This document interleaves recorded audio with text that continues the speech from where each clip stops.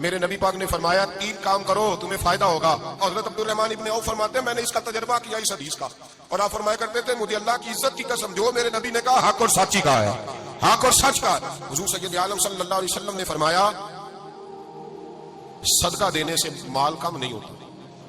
صدقہ دینے سے مال جی کیا کرنے سے, یہ وعدہ ہے نبی پاک کا. صدقہ دینے سے پیسے, اچھا بتائے نا جی مجھے 1000 میں سے 500 دے دیا تو باقی کتنے رہ گئے, تو حضور فرما رہے ہیں کم نہیں ہوتے. 1000 دے دیا تو باقی کتنا بچا, نہیں بھائی میرے محبوب فرماتے ہیں تو اللہ کے رستے میں 1 دے وہ تجھے 700 گنا کر کے واپس عطا فرمائے گا. نبی پاک نے فرمایا صدقہ دینے سے مال کم نہیں ہوتا, اور فرمایا معذرت کرنے سے عزت میں کمی نہیں آتی. معذرت کرنے سے عزت میں کمی, اللہ اکبر, معذرت کرنے سے عزت میں کمی. اور حد کر دی میرے حبیب نے, فرمایا تو رب کی رضا کے لیے عاجزی کر, تیرے نبی کا وعدہ ہے اللہ تجھے عزت عطا فرما دے گا.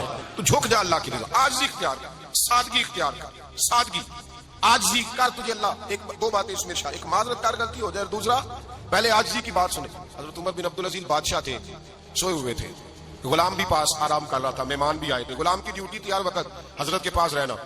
اب سوئے ہوئے, دیر ہو گئی, غلام بیچارہ تھوڑا تھوڑا اونگ آتے آتے سو گیا. حضرت چراغ روشن تھا, کچھ لکھ رہے تھے, مہمان بیٹھا تھا, خادم سو گیا. اب چراغ نہ آہستہ آہستہ گل ہو گیا, بجھ گیا. حضرت اٹھے, بوڑھے آدمی تھے, چراغ صحیح کرنے. مہمان کہنے لگے حضور میں نہ کر دوں, میں نہ کر دوں. کہنے لگے نہیں تم مہمان ہو, مہمان سے خدمت نہیں لی جاتی. اس نے کہا غلام کو جگائیے. فرمانے لگے ابھی تو بیچارہ سویا ہے اور نیند سے بیدار کر دوں. خود گئے, اس میں تیل دوبارہ ڈالا, بتی ٹھیک کی, جلائی, واپس آ گئے. وہ مہمان, اب بادشاہ کا مہمان بھی تو کوئی بادشاہ ہی ہوگا نا. کہنے لگا حضور آپ اپنے کام خود کرتے ہیں, کیا لفظ ہے, کیا حسن ہے, اور 2 جملوں میں کیا تاثیر ہے. آپ فرمانے لگے ہاں میں اپنے کام خود کرتا ہوں. جب میں گیا تھا تب بھی عمر بن عبدالعزیز ہی تھا, اور جب چراغ صحیح کر کے واپس آیا ہوں تو پھر بھی عمر بن عبدالعزیز ہی ہوں. میرے اندر کوئی تبدیلی آئی, میں وہی ہوں جو گیا تھا. حضرت سیدنا فاروق اعظم رضی اللہ تعالیٰ عنہ فرماتے میں بیٹھا تھا, اور ابھی 3 دن ہوئے تھے نبی پاک صلی اللہ علیہ وسلم کے وصال ظاہری کو. میں بیٹھا ہوا تھا, 2-3 بچیاں آ گئی, اور حضرت ابوبکر صدیق رضی اللہ تعالیٰ عنہ کے سامنے آ کے بیٹھ کے رونے لگی. جناب صدیق اکبر رضی اللہ تعالیٰ کا بچیوں روتی کیوں ہو, تو کہنے لگے آپ خلیفہ بن گئے ہیں. جب سے ہمارے ابا کا انتقال ہوا تھا ہمارا ذریعہ معاش یہ تھا کہ ہم نے بکریاں رکھی ہوئی تھی. آپ روز آتے تھے, بکریوں کا دودھ دھوتے تھے, ہم پی بھی لیتی تھی, بیچ کے گزارا بھی کر لیتی.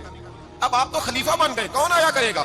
تو حضرت ابوبکر صدیق فرمانے لگے تمہیں پتا ہے جو خلیفہ ہوتا ہے وہ تو خادم ہوتا ہے قوم کا, میں آیا کروں گا. حضرت ابوبکر صدیق روزانہ اٹھتے عصر کے بعد اور جاتے, خلیفہ ہونے کے باوجود ان بچیوں کی بکریوں کو پکڑتے, دودھ دھوتے, ان کے گھر میں دے کے آتے.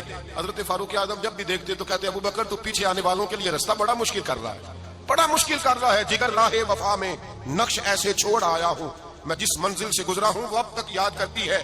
حضرت سلمان فارسی رضی اللہ تعالیٰ عنہ صوبے کے گورنر تھے, سادہ سا لباس پہن کر, سادہ سا, بس اسٹاپ پہ کھڑے تھے, جہاں سے لوگ اندر داخل ہوتے تھے, جہاں سواریاں باندھی جاتی تھی. آج ہم اپنے زبان میں اسے بس